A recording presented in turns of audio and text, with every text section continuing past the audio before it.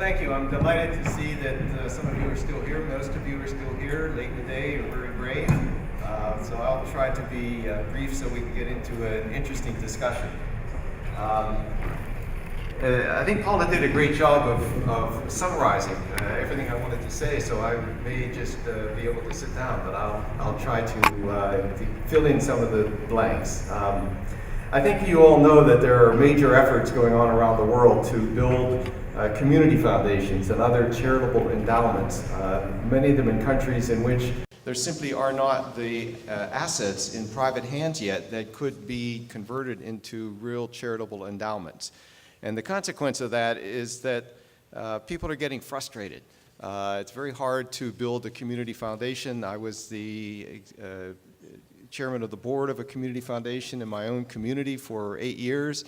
It's a wealthy community, but boy, did we have trouble trying to convince people to put assets into a new community foundation. And if this is taking place in a country that has very little accumulated wealth, it's almost impossible.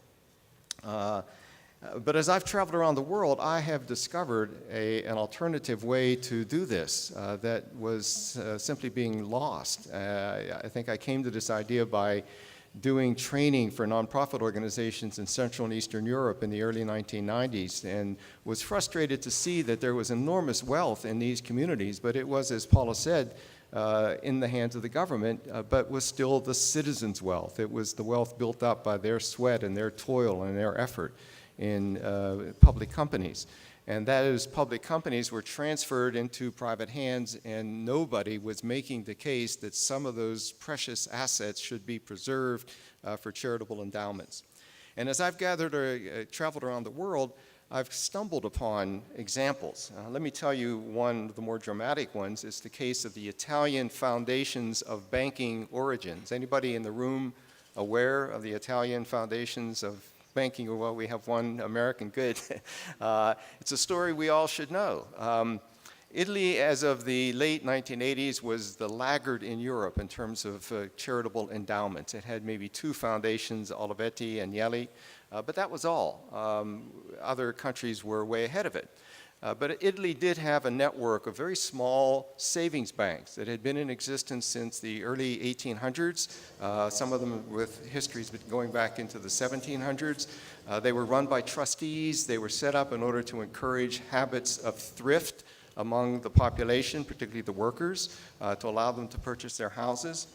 And in the late 1980s, the European Union looked at the Italian banking system, which was heavily dependent on these 88 savings banks, and said this is not a banking system that can operate in a modern capitalist economy. We think you should convert these banks into stock companies, turn them into investor-owned companies. And so the Italian parliament went to work. And they incentivized the savings banks, which had very small charitable arms, into turning these banks into essentially stock companies. But then the parliament did something very clever. It put 100% of the stock that was created to own these foundations into the hands of the charitable arms of the previous banks, creating a set of foundations that were now the owners of 88 banks. And then the foundations began to merge the banks, and some of the banks were bought out. And so in about 5 or 8 years, something quite extraordinary had happened. Italy had created a very modern banking system, 2 huge banking complexes, one called Intesa Sanpaolo. Any of you who have spent time in Europe will no doubt have run into Intesa Sanpaolo. And another one called Unicredit, another huge banking complex. And these banks were owned by these foundations. And so the foundations were owners of stock that then began to rise in scale. The parliament then said that the foundations should divest themselves of the stock. They began to sell the stock. And the consequence is that as of now, we have a network of a number of enormous foundations in Italy. And Italy is now the leader of Europe in the per capita endowments of foundations compared to all the countries of Europe on a per capita basis. To give you an example, the Caraplo Foundation in the region of Lombardy around Milan is a 10 billion euro foundation. That's about 13 billion US dollars. I haven't converted it into hirai. But to put that into perspective, 13 billion US dollars puts it ahead of our second largest foundation, which is the Ford Foundation, which has about 10 billion US dollars. And if you looked at the top 4 or 5 Italian foundations of banking origin, they would rank second, third, fourth, sixth among the US largest foundations. And so what we had here is a case of immaculate conception, to put a little Christian theology around it. We had the formation of what I call, this is not quite working, Roman alchemy. The alchemists, of course, were searching for the way to change change base metal into gold.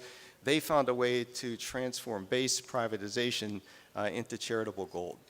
And it turns out that this is not an isolated example, because as I've traveled around giving speeches on my research, I've stumbled upon other entities of the same sort. So in New Zealand, there is a network of community trusts. And when I was speaking in New Zealand in the late 1980s, actually speaking a little later than that, I asked them, where did these banks, these foundations that they had, these community trusts come from? And they told me a story that was identical to the Italian story. We had savings banks, we transformed them into stock companies, we put all the stock into a set of foundations.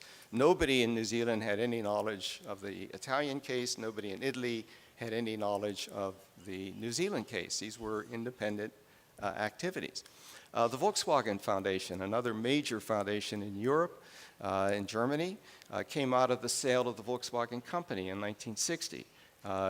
The foundation got 60% of the stock, and the German national government got 20%, and the state of Lower Saxony got 20%. It thought it was the owner of this company. Other examples, the King Baldwin Foundation gets about a third of its income from the National Lottery.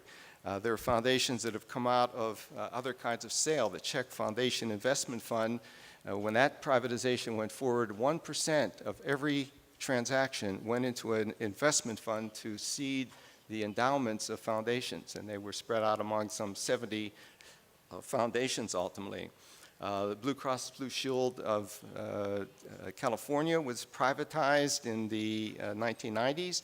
Out of that privatization came the California Endowment, which set a model for other transitions, other conversions of nonprofit institutions in this case. We now have 200 conversion foundations in the United States. And so the story goes on. And every one of these things proceeded in pretty much isolation from the other ones. And this caused me to begin to think, maybe there is a bigger story here. Maybe there's a strategy. Why should we simply let these things happen individually? Here is a strategy that could revolutionize the philanthropic sector of the world by taking advantage of the enormous wealth in the hands of the public sector and reconceptualize them.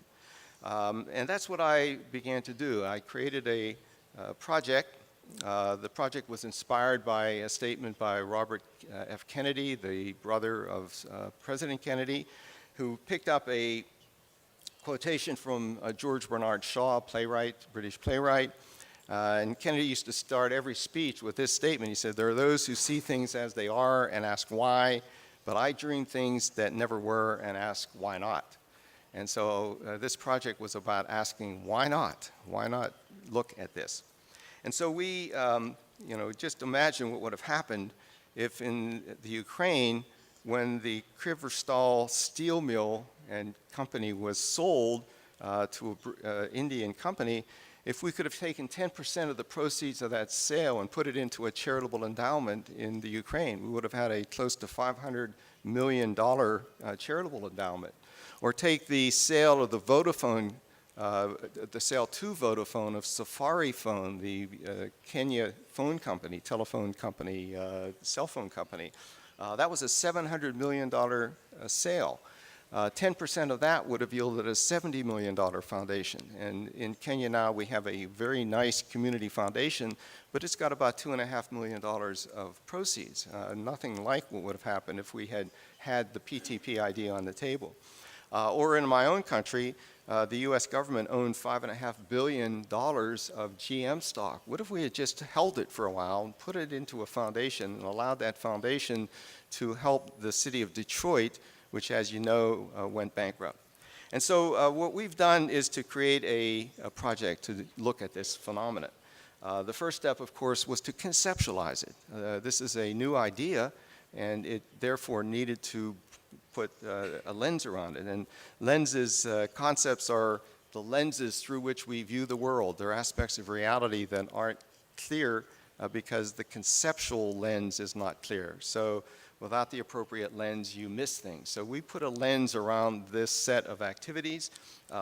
We said we were talking about situations in which there's a public or quasi-public asset or flow of revenue, a process of transformation in which it is converted into a private asset, in the course of which a private controlled charitable endowment is created.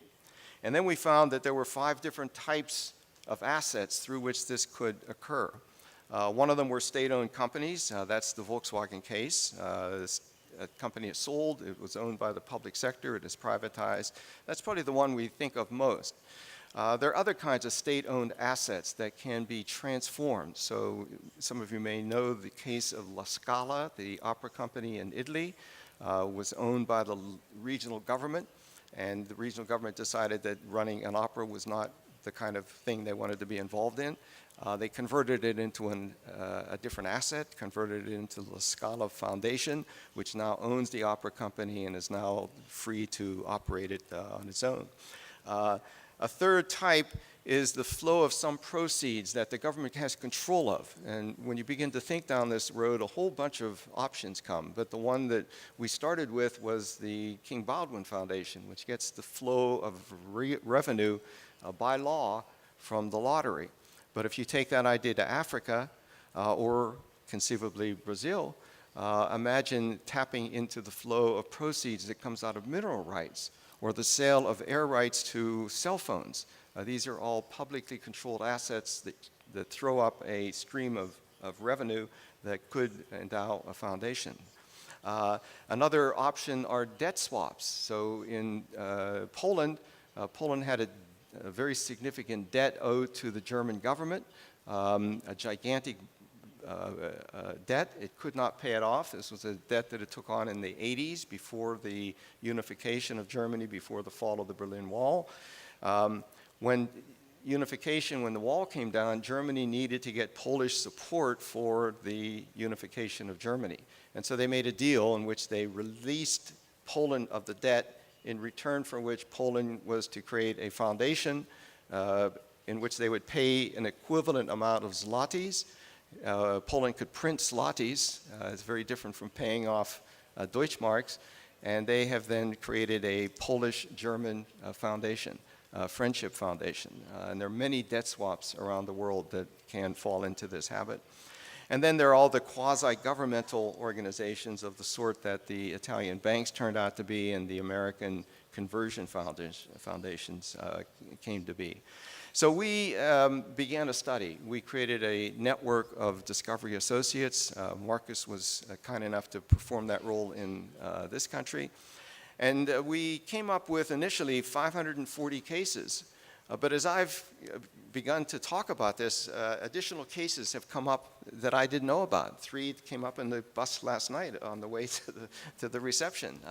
We're now up to probably 575, but at this point in the published report, we have about 540 cases all over the world. And as Paula indicated, these foundations have a minimum of $135 billion in assets. That's roughly the size of the Gates Foundation, and this is probably an understatement because they have tended to value their assets at their book value and not their market value. I won't go into why this happened, but we found a whole variety of reasons. One of them, very significantly, is the opposition that privatization has begun to encounter.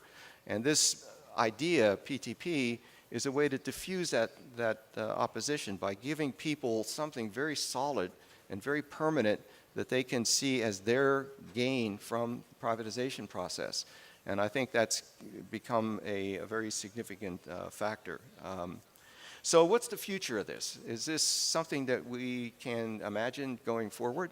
Let me very briefly, if I can, just click off a few examples of why I think there is reason. I know there are many reasons why this will be opposed, but I think there are reasons to believe that it can proceed. One is that the notion that privatization is over, which was a notion at least 5 or 8 years ago when I started this project, that has become a myth. We are now in a new wave, according to one scholar of this field, of privatization around the world. 2012 was the 3rd most active year of privatizations in the history of privatization. This was after the financial crisis, and it appears that this pattern has continued into 2013. Major privatization plans, including, as I understand it, in this country, but for a broad range of countries. So this is not over. We still have the opportunity to capture some of this wealth. The second reason is that the opposition to privatization has not gone away, and I'm not here advocating privatization. My position is only that if we have privatization, let's make sure that citizens get a permanent benefit out of it, and that it's not simply disappears into the government budget, or worse yet, into the pocket of politicians and into Swiss bank accounts, which has unfortunately happened all too many cases. And there is opposition. I don't think I have to prove that to you. Thirdly, there are promising assets. We found that certain assets are particularly useful to bring this idea to. Anytime there's a conflict over who owns the asset, it becomes useful. Or when the movement moves from typical companies to public utilities, it seems to me that the possibility, the argument in favor of this idea becomes much more positive. When you're privatizing the airports, when you're privatizing the road system or the subway system, those really are public assets. Those really are the birthright of a country. And there, it seems to me, a stronger case for this PTP idea can arise. The final reason is that I think this is a win-win option. I think everybody wins. Investors win because the deals go through more smoothly. You have citizen support. The governments win because they don't have failed sales. This is the worst thing that can happen to privatization. Put something up for sale, nobody bids because they're worried about opposition. Communities benefit because they get something clear and benefit out of the privatization that is dedicated to their purpose, a foundation with a dedicated either geographic or substantive purpose. And civil society benefits because it gets a stream of sustainable income. So